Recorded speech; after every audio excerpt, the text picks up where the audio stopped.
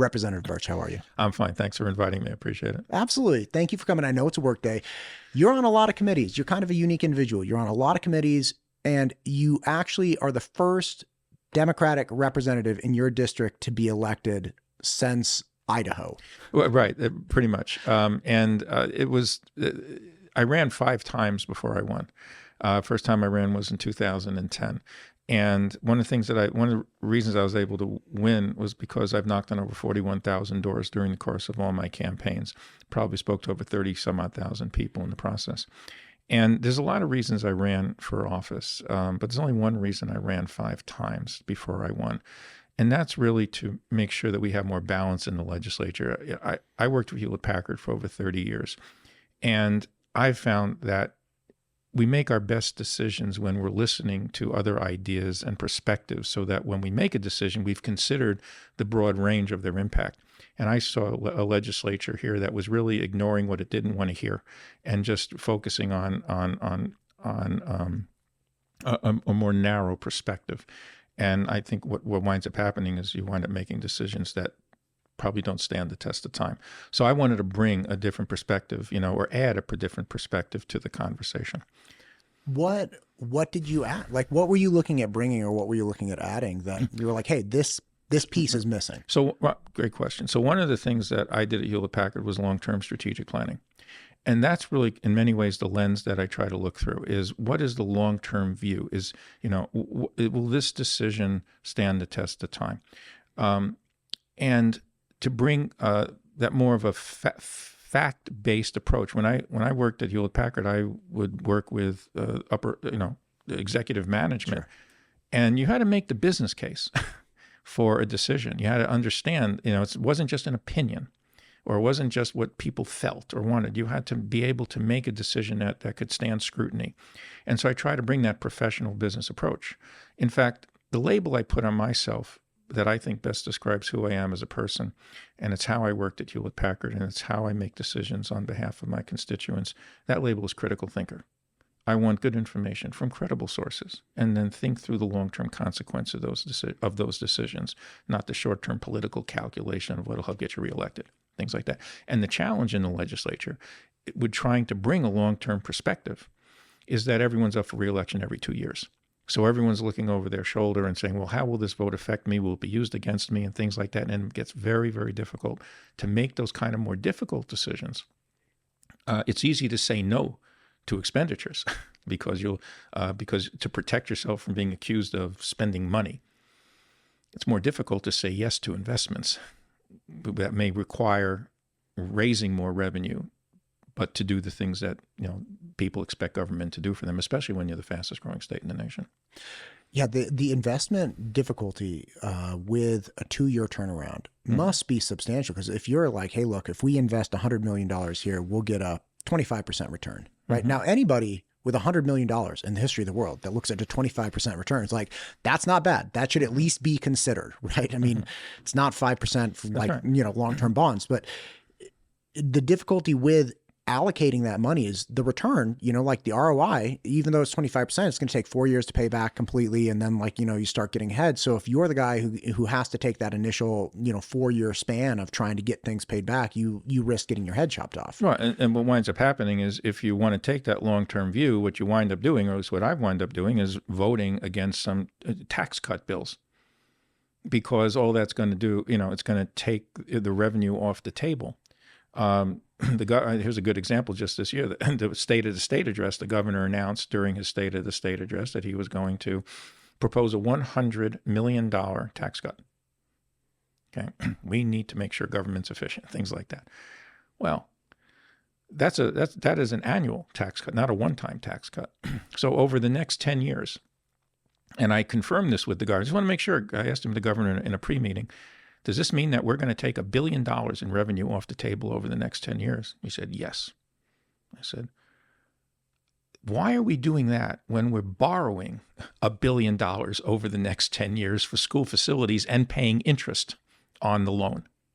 I don't understand where we have the extra money to be able to take it off the table when we have to borrow money to meet our constitutional responsibility for the legislature, the state, to fund school facilities. Now, correct me if I'm wrong, but the budget itself is annually. It's something like 10 or 12. What's the budget annually? Well, so I need to get the latest figures, but because there's the amount of money that is spent based on what is collected for revenue in Idaho, and then there's money that comes in from the federal government, which is quite a bit. And so as I understood it, a year or so ago, that we had about $4.6 billion out of the general fund that then gets allocated to education, transportation, and some of the state agencies. But there's a lot more money that comes in, through other means as well. But, gotcha. Because when we're talking about, when you're like, hey, look, $1 billion over 10 years, I'm trying to triangulate with like, okay, but what's the whole budget over 10 years? Like, is that 1%? Is that 10% of the budget? So it sounds like it's roughly like 2% of the budget he wants to cut off or give a 2%, tax break. I'm not sure the question is relevant, because it's really the question of that if you're borrowing $1 billion, why are you also taking $1 billion off the table? Well, you could use that money instead of borrowing it and paying interest on it. You could be using that money to fund what your obligation to, school facilities, regardless of whether it's 1%, 2%, 5%, 10%. It just doesn't make sense. Why are we taking $1 billion off $100 million off the table, or proposing to do that, and then at the same breath saying we're going to give $50 million to private schools for, $50 million for parents to pay for private school tuition? Okay. Or it was one other thing too. Please. We also have. It's very clear that we need several tens of millions of dollars to fund public defender system that we realized that from the law we passed last year. We need a lot more money to be able to hold it for the state now to manage public defenders instead of it being at the county level. So we need tens of millions of dollars for that. We would need $50 million for some kind of a tax credit voucher system. And you can go on and on and on. You look at some of the analysis that's been done. We have a coroner system that is terribly underfunded. That is functioning on rules from the 1800s. We have $1 billion backlog in school, deferred and ignored school building maintenance. We had ITD in December did a review with legislators showing them they have at least $3 to $4 billion in projects to meet the needs of a fast-growing state, and yet we're proposing now to take yet another $100 million off the table. A couple of years ago, we had a $2 billion surplus. We gave most of it away in a one-time income tax rebate check. That money has long since been spent, but we still have the financial obligation for school building maintenance and so forth. We are actually now taking about $200 million a year or more based on just several of the recent tax bills that have come out of the general fund and being obligated to other things. And that's the bucket that public education is funded from. So what happens? We have less money for public education to meet growing needs. And so the only other way to raise that money are school bonds and levies. That's the only other way. And people are tired, and reasonably so, to having to vote on bonds and levies every single year, because the legislature has pushed its responsibility to adequately fund education onto homeowners and renters. This is actually a question that I've been kicking around for a while, which is essentially so we have an obligation to fund our schools, right? Like we have an obligation. And that was a 2005 ruling by the state Supreme Court that said that is the legislature is responsible for funding. The problem is there's no enforcement mechanism. It's up to the legislature then to, fulfill the ruling of the Supreme Court, which they have never done in the last 20 years. Got it. So they say in 2005, hey, legislators, it's not the citizens' responsibility, it's your responsibility out of this big bucket. Correct. And they say, and if you don't do this, no if. Right. That's the point. If you don't do this, it's like nothing happens. So you can agree or disagree with this. You can act however you want. There's no recourse. Well, we all take an oath to uphold the Constitution, the state Constitution, and the state Supreme Court is responsible for interpreting the intent of the Constitution when issues come before them. So it is as per the governmental process that we live under and what we swear an oath to uphold. It is, in fact, without question, the state's responsibility to adequately fund a uniform public school system, which includes the facilities and the buildings that are provided for kids. Gotcha. Because the $1 billion that's getting borrowed, that money is not being just automatically distributed to school districts, right? Like they have to bond out against that money. Well, so they borrow it from the state, who borrowed it from somebody else. Well, so the problem with that bill is they tried to make it sound like they have, they're providing $1 billion for school facilities. No, you have to go into the details of that bill. That was a 36-page bill that was passed in the closing pages, right? In that bill, it says there are a lot of constraints. And one of the constraints is any money that the school district gets, they first have to spend to pay off existing bonds and levies. So some school districts, especially in rural areas that haven't been able to pass a bond for years, they're going to get money that's, they can use to fix a building or something like that. But the problem is they get the money relative to the amount of students they have, and it's not enough to do hardly anything. Some school districts may get a couple tens of thousands of dollars. Okay. West Ada School District got over $100 million. Okay. Because it's the largest school district in the state. Okay. So they got a bigger chunk of the money. Even that, with that kind of money, you can barely build a brand new, like say, high school or something like that. Sure. 100 million is not. Yeah. Right. Right. And so what wound up happening is a lot of that, it was the promise of money that would be available for facilities. But what it really was a temporary property tax break, because if you use the money to pay off existing bonds and levies, that would lower your property taxes. But the problem is those older bonds and levies, the money from them have already been spent for when they were raised. The need today for facilities is for new buildings or repairs to existing buildings, like the high school that got burnt out in Pocatello and so forth. So you pay off the old bonds with these money, but you still need more money to meet today's needs, which means the school districts are going to still have to float bonds and levies to meet today's needs and so forth. I have never heard this point articulated, that effectively the money, if you had an existing bond or levy, the money, the $1 billion, your portion of that comes directly from the state, drops into your district and pays off your debt. But it's not the district's debt. It's the obligation of the taxpayers who voted for it. So you're really just taking $1 billion and giving it to the homeowners or, whoever's paying the property tax there to pay that thing off. And again, considering that money, like the bonds and levies, could be multi-year, obviously, and for things that, were in existence or, whatever, like we need new stuff. It becomes right. So it's going to vary by district depending on what their bond, the amount of bonds and levies that they've got on the books. So to a certain extent, it is a temporary property tax relief bill. For other districts, it might be additional money for new facilities or fixing existing ones. But in the long run, you look past, you look at long term, the school districts, especially those that are using that money to pay off bonds and levies, they have to float new bonds and levies because the need is today, not, not need, 10 years ago or 20 not 10 years ago, which that bond met the need back then. So in the long run, you're still going to have to vote on bonds and levies to be able to have your local school district. And then when you look at school voucher / tax credit bills, that's going to take even less money. It's going to take even more money away from the general fund, which is where the public school funding comes from. And there'll be even less money, because now a portion of taxpayer dollars are going to pay for the tuition of for-profit, private, and religious schools. And they're going to start with $50 million because that sounds like it's not a big number. But every organization that has been spending millions of dollars to push the school voucher / tax credit, whatever you want to call it, their ultimate goal has been for universal vouchers. You just give the money to the parents and they spend it however they want.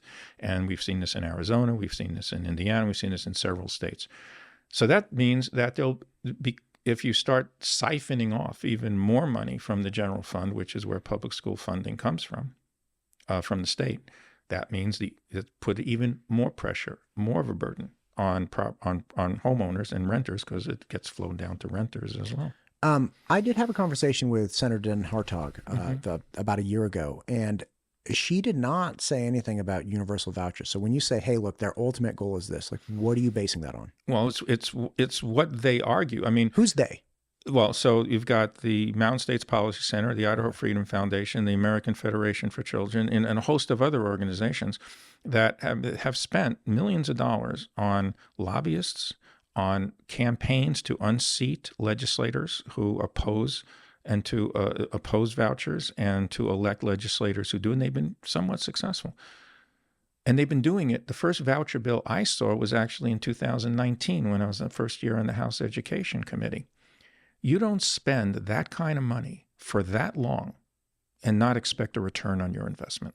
Okay, so again, what you're saying is like they've spent a lot of money to get people that are favorable for vouchers, and that jumps to what their ultimate goal is over here. Like what's that bridge? So there was a bill 2 years ago that would have taken about 80% or so of the state education budget, converted into $6,000 checks that would just be sent out to parents to spend whatever they wanted on.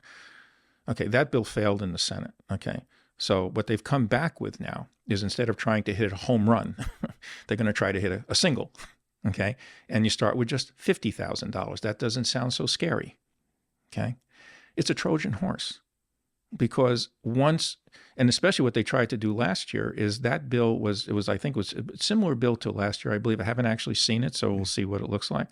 But last year, the bill that went through Rev and Tax, which is the committee I'm on now, I think it was about $50 million, but it was a first come, first served. Okay, what a ridiculous way to do it. Whoever gets lucky enough to get their request in for the money, and then once the $50 million has been allocated, it's gone.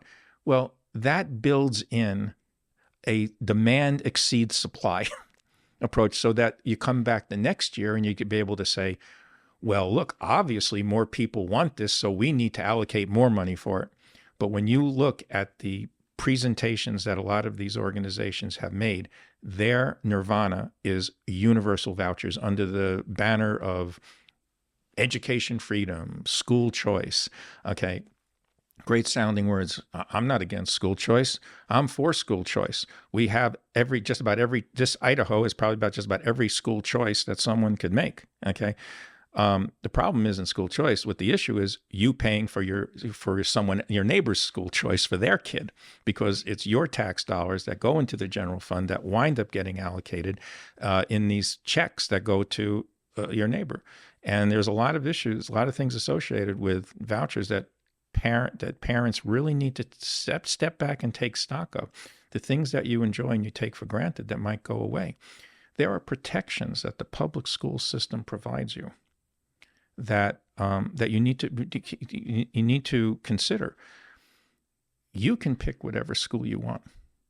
You may want to choose a public school for a private school for your kid. They don't have to choose you. They can. How do you mean they don't have to choose you? You can apply, but they don't have to accept you. There's no. Oh, yes. I 100% agree. But in the public school system, not only do they have to take you, but you actually can choose a different school that's outside your school district. We passed a law recently on that. So you have that. Can we highlight that point really fast? I was actually talking to a friend just this morning who's considering sending her daughter. She lives in the Eagle area, considering sending her daughter to the Middleton School District for high school. She really likes the Middleton School District and knows administrators there.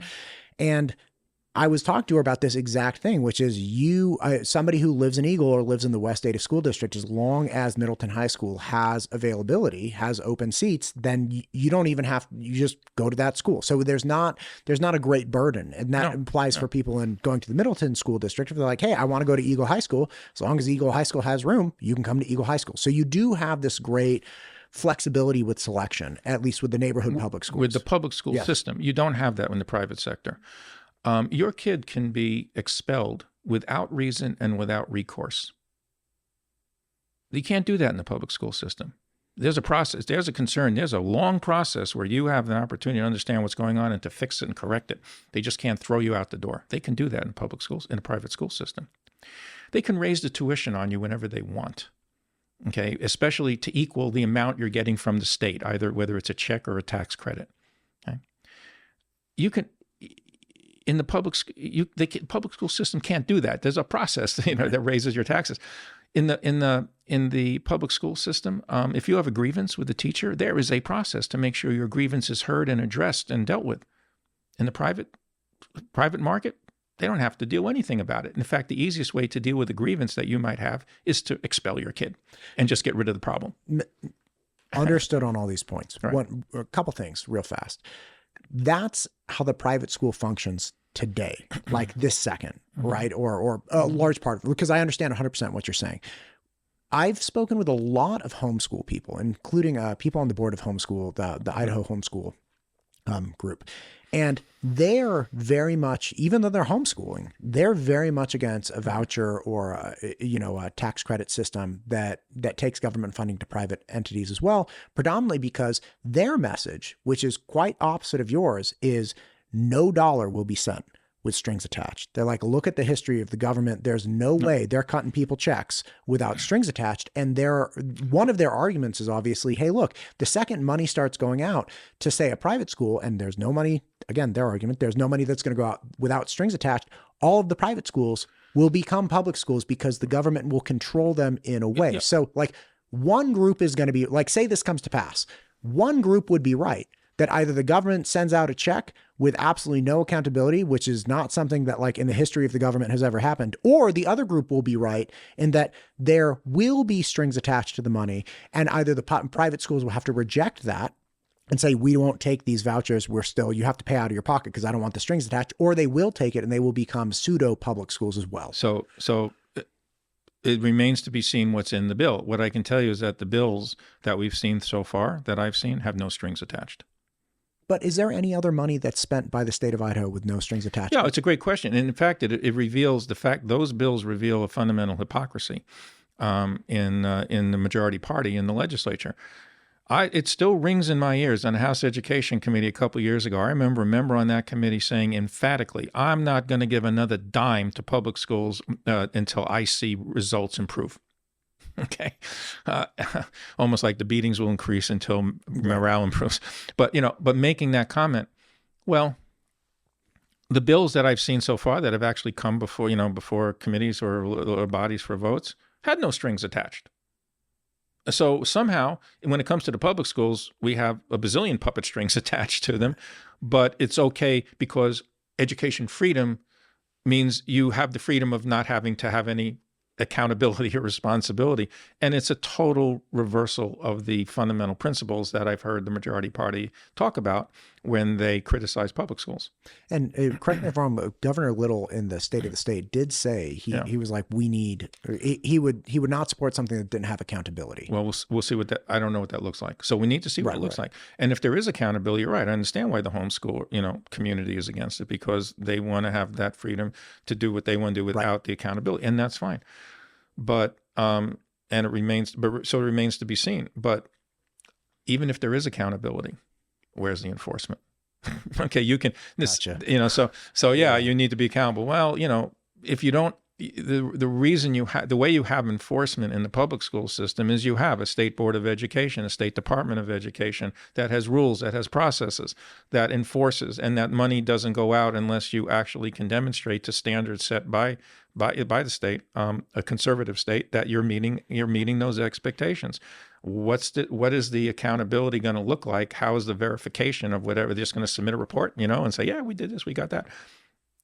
There's tons of questions to be answered. The problem is this whole conversation just gets the details that we're talking about now get ignored, get drowned out by the simplistic slogans of school choice. Like we don't have school choice. We do have school choice. I can't wait to see the bill. This is going to be the craziest 90 days of my life. Or bills. Yeah, sure. I mean, there'll be a tax. Sure. I've been told there'll be a tax bill, but there are other bills, that may come up as well. If I may, and again, I don't want to cut you short on. I do have a couple other questions, but I know. Okay, so and again, I'm sure this is not going to be the last conversation we have about vouchers and stuff. Okay, so one last thing. Yeah, please do. Yes. One of the things that I've always heard criticism, from the majority party has been we have to stop throwing money at education. Well, we have a bill that House Bill 1 this year would give a $9,500 check to parents so that they can go and pay for college, high school tuition in a private institution. If that isn't throwing money at education, I don't know what is, except we're throwing it at the private sector and, at the expense of the public sector. Yeah. One ridiculous concept that I've thought about as of late is I'm in the West Ada School District. Yeah, okay, so am I. Okay, great. So I think West Ada spends roughly $6,000 per student per year. Mm-hmm. And if they're handing out a check for $9,500, Can I get the 3,500 delta? Just well, so like, that's one, what, right? So that's exactly exactly right. That's one bill. And here's another thing people need to understand: let's step back and look at the bigger picture. Okay, Sure. The bigger picture is that nationwide, I believe from the data I saw recently, that about $700 billion or so is spent every year, public taxpayer dollars spent on public schools. And there are forces that want to privatize public education, say, that's a great target market for us. Right. Okay. So you start handing out checks, whether it's 9,500, and that bill probably won't go anywhere because it just kind of came out of nowhere. But whether it's what has been talked more is about $5,000, $6,000 checks or $5,000 credits. We'll have to see what's actually in there. When you start handing out money like that to people just because they want it, right, you're going to create a market for people to pop up and say, "Oh, come to our school," and they'll probably, and particularly in rural Idaho where you're not going to have private brick and mortar schools because it's not profitable. There aren't enough people, but you'll see online schools. In fact, I've even heard people start talking about online schools that are all done through AI. There isn't even a human being behind the classroom. And you can start advertising, "Oh, we have our, academy, education academy, and it's only $2,500. Okay, and just sign your kid up, and a great class and great brochures and promise the moon and so forth." And people say, "Great, that's $2,500. I get to keep another $2,500 in my pocket." And you have to really think about unintended consequences. A lot of people are hurting trying to make ends meet. If you have 3 kids, let's say, or 4 kids in the public school age, you know what? You want $20,000? You want to increase your income, family income by $20,000? Pull them out of the public school system, homeschool them, and they got $20,000 every year while they're of school age, a year. One of the senators who that initial bill I spoke about, he had 6 kids in the public school, he homeschooled 6 kids. On his bill, or the bill that he supported, he probably stood to make over $150,000 or more of taxpayer dollars on the kids that he was homeschooling and not have to spend an additional dime above what he was already spending to homeschool his kids. So there are a lot of unintended consequences or scenarios that have to be considered before you just make a decision that you're for education freedom or school choice, and be afraid that if you vote against the bill, you'll be accused of not being for school choice or not being for education freedom. I'm for sound fiscal policies that really understand that we have an obligation to first and foremost support the public school system constitutionally, and to make sure that we are making decisions that are going to stand the test of time in the long run. And we have significant evidence out there where states have gone this route, where they started. Arizona, I think, started at $30 million, and now they're looking at having to spend $800 million and looking at a $1.4 billion deficit. Some of the states that have done this, the only way they were able to fund both systems is because they had to either legalize recreational marijuana or casino gambling to be able to raise the additional revenue to meet the additional responsibility. That going to a voucher system, that using tax dollars to essentially fund a private school system, what it did to their states. And so people have to really step back and understand that there's a lot more to this beyond this election, this year, that is going to be affected. And at the end of the day, your property tax is going to go up. And there's other data too. Much of this money, the data in Arizona, same thing. I think 2/3 of the money went to families that already had their kids in private school, that could already afford to pay for private school. It was a subsidy for the more wealthy folks. And is that, you're saying Arizona? I believe so, yes. Yeah, I think it's actually worse than that. So it's my understanding, had a gal by the name of Andrea Gremmert, who's huge homeschool advocate, and also, again, against the voucher system months back. But she was saying, I think it was 97.5% of the dollars spent on the voucher system went to people that were either already in a private school, so just subsidized their tuition, or went to students that were in the public school but were in high-performing public schools. only 2.5% of the money went to kids that were either not in public, or excuse me, that were in public school, but low performing public schools, right? So 2.5, which means 97.5 either went to people that didn't need it because they were in good public schools or they were already in the private schools. That's right. Yeah. So this, like I say, this isn't a school choice bill. This is you paying your tax dollars paying for someone else's school choice for their kid. 90% of Idaho students are served by the public school system. Okay. When you have schools like in Salmon, where you have raw sewage flowing under the cafeteria kitchen, and they can't pass a bond. And so this year they finally did. I mean, but for 12, they couldn't pass a bond because they didn't have the tax break to do it, and that's somehow okay. I don't think so. I don't think so. In fact, when we heard testimony in education last year in the education committee, there's another thing about Salmon or Chalice, but the middle school, it's a state highway runs right through town, middle of town. The middle school is on one side of the highway.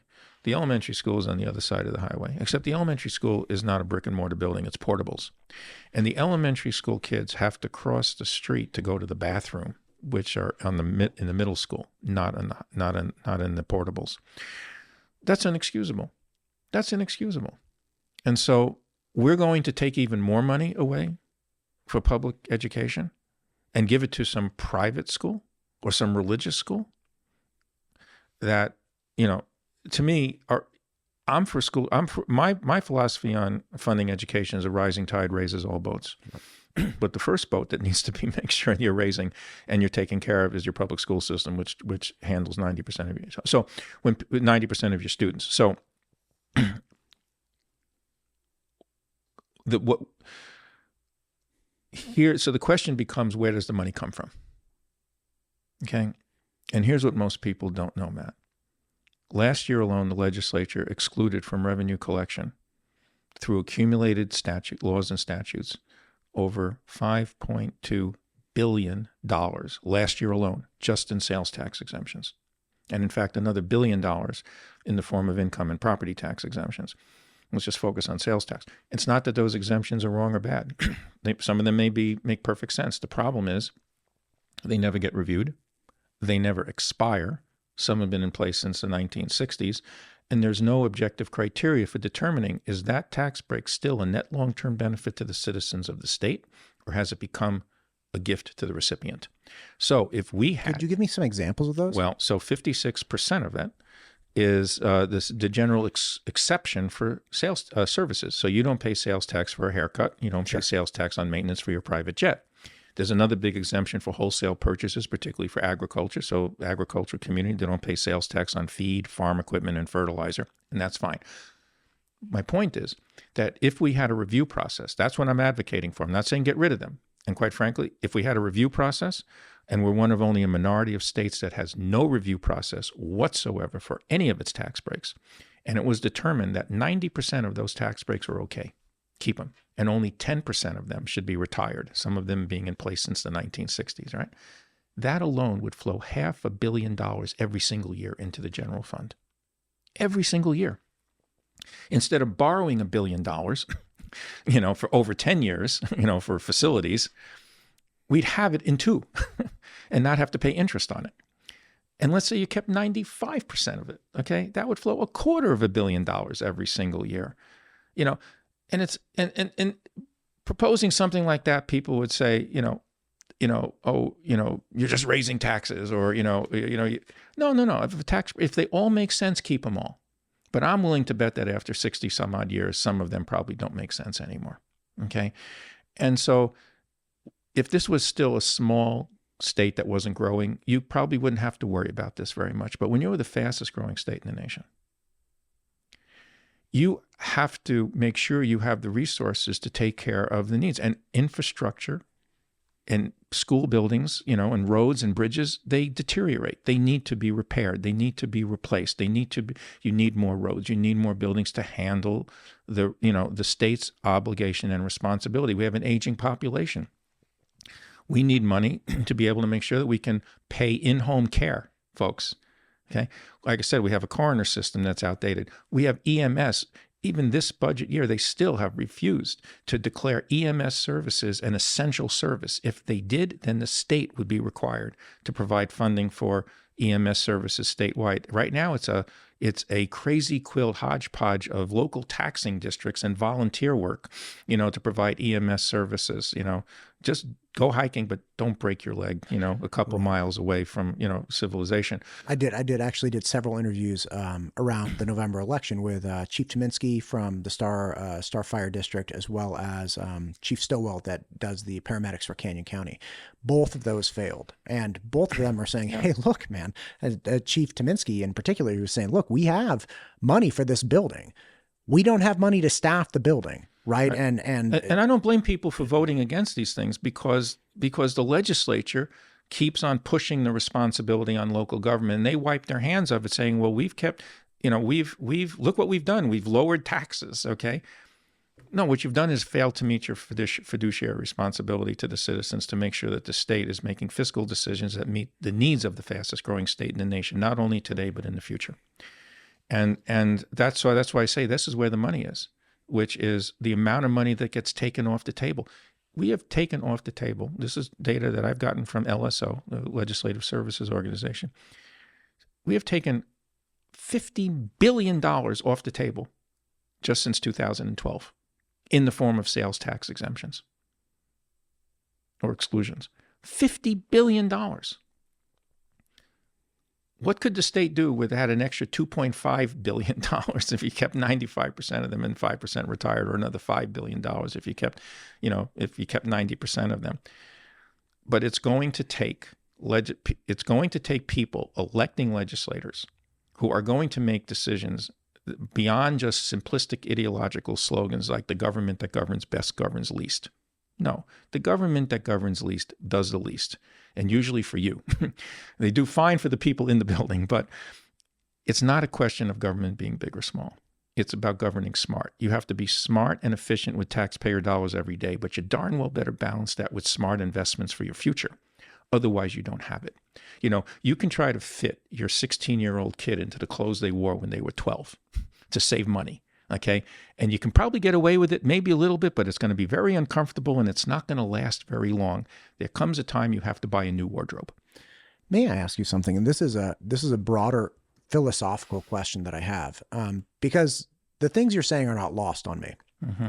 I understand what you're saying. And I've been thinking specifically about the EMS and paramedics and things of that nature. And there's an aspect of, somebody asked about I put a clip out about, the issue at Salmon, and people were like, listen, is it possible that the community of Salmon, and again, I understand your position saying, hey, there's a constitutional obligation to provide public school and you're not providing it at a sufficient quality, right? But it comes back to, hey, look, can the people make the decision or not?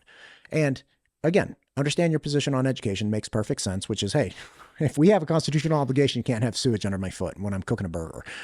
But with things like EMS, right? Like, let's take people of Canyon County. The people of Canyon County are like, nah, I'm not interested in better response times. And it's like, okay, that they have made their decision. Chief Stowell will obviously have to do absolutely the best he can with the dollars he has, as he would if it passed or didn't pass.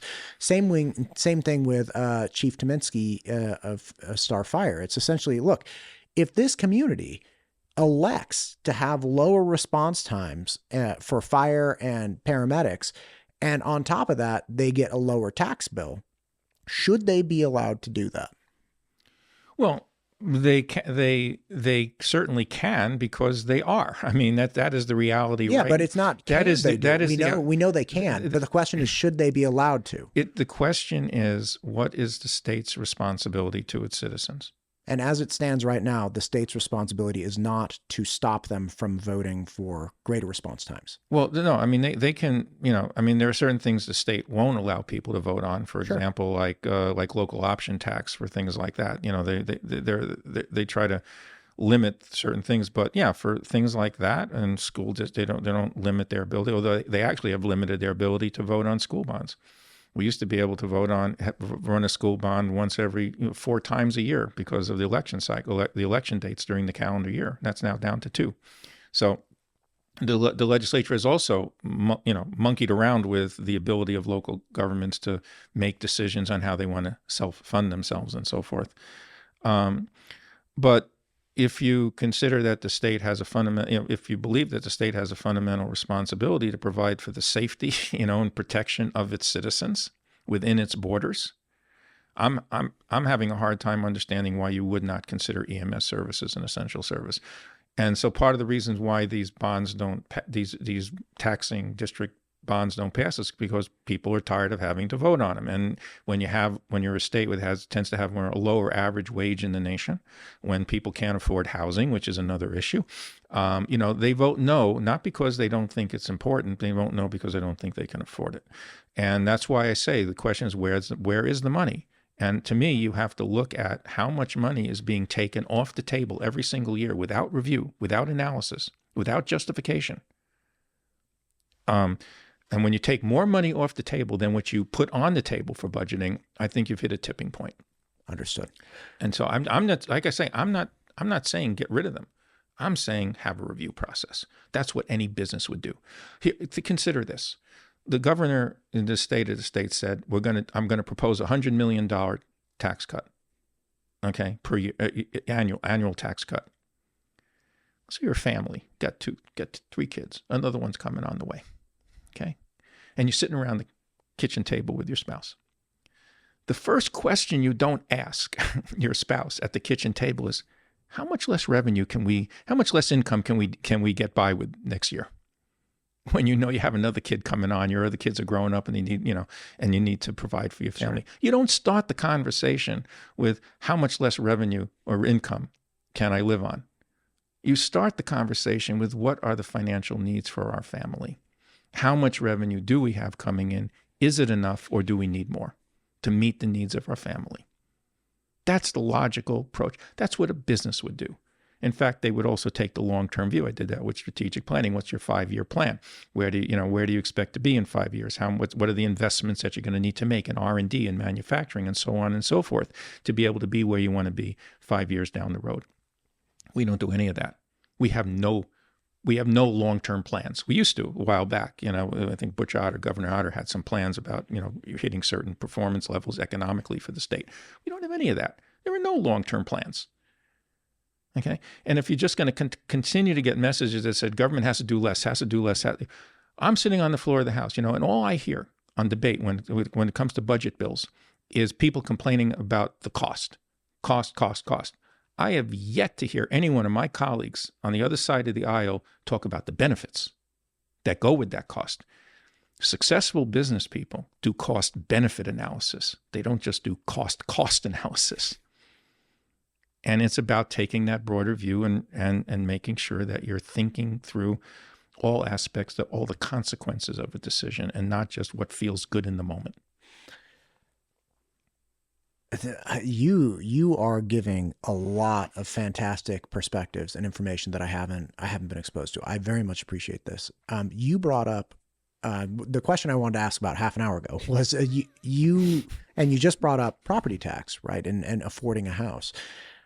We have a homeowner's exemption that used to be a portion of the home's value that has now been capped at, I can't remember exactly. Let's talk about that. Okay, because this is a very interesting one. So could you please explain what it used to be and what it is now? You bet. Absolutely. And in fact, one of the biggest, so I can tell you what, the big issues at the door that like I say, I've knocked on 41,000 doors this last election cycle, probably about 4,000 or 5,000 doors. Sure. So I try to stay very current with what, I believe in representative government. Sure. And if you're going to represent people, you got to talk to them and find out what they care about. Affordable housing or trying to keep up with the cost of living is a big part of that. Some of that are the consequences of being a hot real estate market in a free market economy. Sure. But the legislature has done several things that have exacerbated that problem for homeowners and renters. And one of them is what you're talking about is the property tax exemption. Now, this changed in 2016, is that correct? So in 2006, so it used to be indexed. It was based on economic factors, okay? And the amount of the tax exemption would go up or down based on economic factors. Well, in 2000... What were those factors, if I may ask? Actually, I can't articulate them accurately, other than to know that if you're in a booming economy like we've been in, okay, they would probably go up. If you were in a more depressed economy, they would tend to go down. Gotcha. Okay. But in 2016, the legislature capped the homeowner's exemption at $100,000. And what they said, and I have copies of the articles, what they said at that time was that homeowners weren't paying their fair share. It was a deliberate effort to shift the tax burden from commercial to residential. And they succeeded, because you can see the graphs, especially here in Ada County, to show how the lines crossed. I spoke to the tax commission, and I asked them, what would the tax exemption have been if we had gone back, if we had repealed the cap on the homeowner's exemption, which I advocated for? What would the tax exemption have been? She said it would have been over about $220,000, more than double. That would have a significant impact on property taxes. Okay, and how much you had to pay, and housing, because that all gets passed on to renters too. But it's the school bonds and levies that what the legislature did do, they did increase in one of the recent tax bills the cap. It went from $100,000 to $125,000. So that's what it is today. But it's still probably about $100,000 lower than what it would otherwise have been. Okay, can I ask something? Absolutely. Okay. I was speaking with Lauren Nekachea just last week, and she brought up the homeowner's exemption, and I failed to articulate it well in that situation. But essentially what plays out is you say, okay, look, we have a billionaire in Idaho. We don't have a lot of them. I think we got one, right? No, we have. He does not need, I would argue that he probably does not need a robust homeowner's exemption, right? We have plenty of people in Ada County and outside Ada County, in areas of cities and outside of that, unincorporated Ada County, that have houses that are worth, over $1 million. The argument that I've heard against having a sliding scale of homeowner's exemption is like, listen, there are plenty of people. If you can afford $1 million house, the state of Idaho does not need to give you a big tax break. Mm-hmm. And therefore, you have a tax break at the 125, or let's say I'm buying a starter house. That's not a tax break. That's a cap. That's a cap on how much you get to exempt from your tax. So say I'm buying a starter house, and it's, let's say, $200,000. Then over half of my property tax value gets exempt, because it's, I think you said 125. And so that would be the target audience for, like, okay, if we're going to give somebody a tax break or an exemption, right, which turns into a tax break. If we're going to give somebody an exemption, we want it to be hitting the target market of people that we think really need it. Again, entry level homeowners, not the person buying like $1.5 million or however much it is. Well, I mean, I don't see much appetite for even considering that in the legislature. In fact, they've gone the other direction. When 2 years ago they it went from a graduated income tax rate to a flat tax, so that for income, and so that billionaire is paying the same percentage on their income as the person, Sure, but if we're talking about the homeowner's exemption for property taxes, then we're saying, hey, we do have a homeowner's exemption, and it will benefit the lower end of the housing market, and it will not exempt people who are on the higher end of the housing market and likely have means. I mean, just by the fact that you own a home, just by the fact that you own a home, you're doing better than people that don't. I think that I think that should be discussed, and that should be considered. But the bigger issue that's really affecting housing and the property tax is the school bonds and levies. Because, when I moved to Idaho in 1981, maybe I'd vote on a bond or levy about once every 7 or 10 years. They were truly supplemental to adequate funding from the state. And now they have undeniably become annual operational bonds and levies. They're just trying to raise enough money to hire enough teachers at a competitive salary so you can keep class sizes under 40 kids. Or in the rural districts, trying to keep the roofs from falling in on their heads. Okay, and so when the legislature fails to adequately fund education, this is what winds up increasing property taxes even more. Is these accumulated school bonds and levies every single year. And so when we had a $2 billion surplus, and 2 years ago, and that was the property tax relief was the rallying cry for that session. What the legislature did was take more than half of that surplus and give it away in one-time income tax rebate checks. And most people got maybe enough money to buy a couple of tanks of gas, where the people were the billionaires, or the very wealthy people and corporations. They're the ones who got the biggest, rebate check. And we still have the backlog of $1 billion in school maintenance. Had they used that money to pay off school bonds, that would have provided not only immediate property tax relief, but sustained property tax relief because they'd be paid off.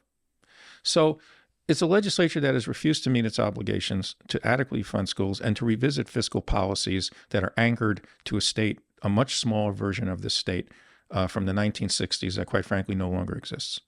And it's going to take different people in the legislature to step back and take a different approach. So when I'm out there talking to people, I don't tell them to vote for Democrats. I tell them to vote for the person, okay? Because good ideas and good people come from all directions, okay? And you learn that when you knock on thousands and thousands of doors, okay?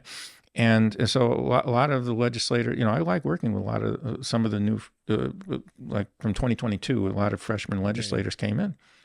And we may not have agreed on, there's some really great people, and we may not have agreed on everything, but we could talk with each other instead of at each other. And so if you want government that's going to work for the people instead of a majority party, whether it's Republican or Democrat, you need to have balance. You need to have enough voices in the room to force a majority party, whether it's Republican or Democrat, to listen to other perspectives. But when you control 75 or 80% of the legislature for 30 years, okay, you ignore the voices you don't want to listen to because you don't have to. And so voters just need to consider, come November, take a hard look at, make sure you know who you're voting for. Because if you just vote based on a letter next to the name, you don't know what you're getting. And quite frankly, a lot of those folks who have put ours next to their name are signed a loyalty oath to a party platform, written by a handful of people, and a party that is now hauling their the people who don't adhere to that party platform in front of local central committee, county central committee tribunals. In 2023, the Idaho Republican Party leadership censured Governor Little and 14 incumbent legislators, declaring them not to be Republicans based on one vote on one bill. Well, probably about 500,000 Republicans voted for Brad Little and those 14 Republicans that were legislators that they censured. And I guess my message is to those folks who voted for those people that if today's leadership of the Idaho Republican Party is saying that those people you voted for are not Republicans, well, maybe you're not an Idaho Republican based on today's definition by the people leading the party. So I say vote for the person. Find out, get their phone number. See if they return your phone call. Ask them the questions. Find out let them know what you care about and find out where they stand on the issue. Know who you're voting for because you can't assume what that letter stands for. Steve, it's a working day. You've been here. I really appreciate your perspective. Is there anything you'd like to say here at the end? No, just that I really appreciate the opportunity to be here, and I certainly welcome the opportunity again. So I thank you very much. Let's do that. Thank you, sir. You bet.